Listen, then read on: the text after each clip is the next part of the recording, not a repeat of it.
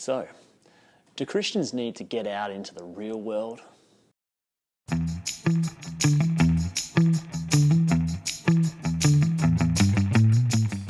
So I've been thinking a bit recently about when people say, you need to get out into the real world. So there's different times that people say this sort of thing. It could be said to maybe a young person who's grown up in a sort of fairly sheltered home and they haven't had a lot of experience in life, and so people will say, you need to get out into the real world. Or it could be to our politicians.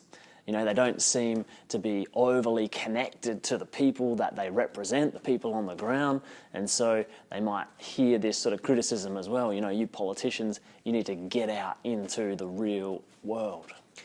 But then Christians can be challenged in this same way, can't they? People know that Christians spend a lot of time in worship with other Christians. They spend time doing things like praying.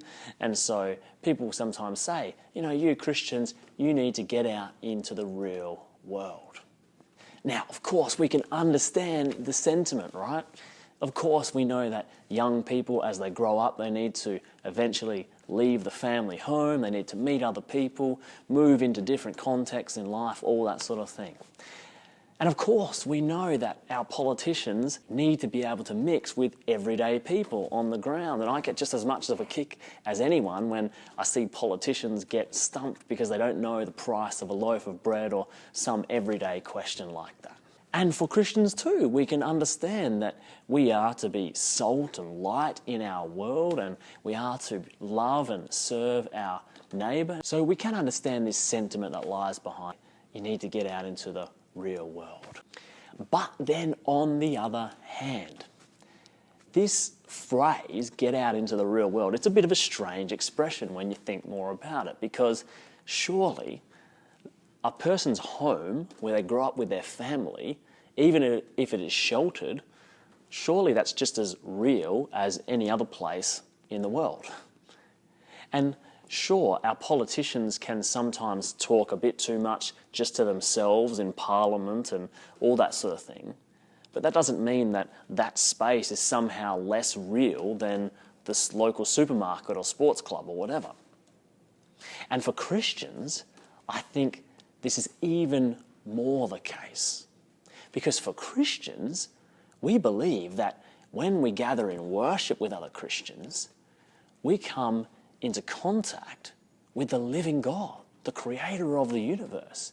We believe that heaven comes down and intersects with earth, and surely you can make the case that in fact that's the most real world there is. Now, what's interesting is that the Apostle Paul actually teaches in this way in the book of Ephesians in a couple of places. He alludes to things to show us that actually it's the things of God, the things of heaven that are the true reality. And it's the things we experience on earth that are more of the shadow and the reflection. So the first of these examples is what St. Paul says in Ephesians chapter 3. He says this, "For this reason I bow my knees before the Father, from whom every family in heaven and on earth is named." Now, the Greek word there for family is patria, and the word for father is patros. So Paul is making a connection here between God as our father and earthly parents, between the family of God and human families. But what's really surprising is that it works the opposite way from what most people think. He doesn't say that God is our father because he's sort of a bit like our earthly fathers. He doesn't say being with God is sort of like a family because our human families, we know what they are, and you can imagine it's a bit like this being with God. He doesn't say that. He says it's the other way around. He says God the Father is the true Father. Earthly parents are only a reflection of him. He says that God's family is actually the true family, and earthly families are a reflection of that. So the heavenly reality for the Apostle Paul is what's most real. Now, the second time that the Apostle Paul does this is a couple chapters later in Ephesians chapter 5. And that's the famous chapter where St. Paul talks about Christian marriage. And in the midst of that, he writes, "Therefore a man shall leave his father and mother and hold fast to his wife, and the two shall become one flesh. This mystery is profound, and I am saying it refers to Christ and the church." So again, it's a similar sort of dynamic to the one we saw before. The Apostle Paul isn't saying that what God does for us in Jesus Christ is a little bit like our human marriages, but he says it's the other way around. The true marriage is that of Christ and his bride, the church. And our human marriages, they reflect this reality that comes from God. That's what's most real. That's what's most true. That is the real world.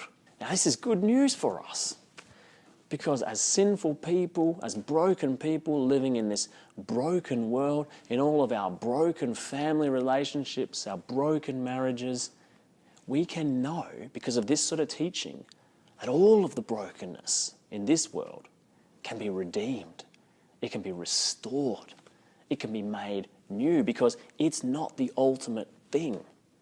It's not what's most real. God's realm, that is the most real world. God's family, the marriage of Christ and the church, that's the true reality. And the power of that can restore our broken human, this worldly versions. So where exactly is the real world? Well, of course, it's all the real world.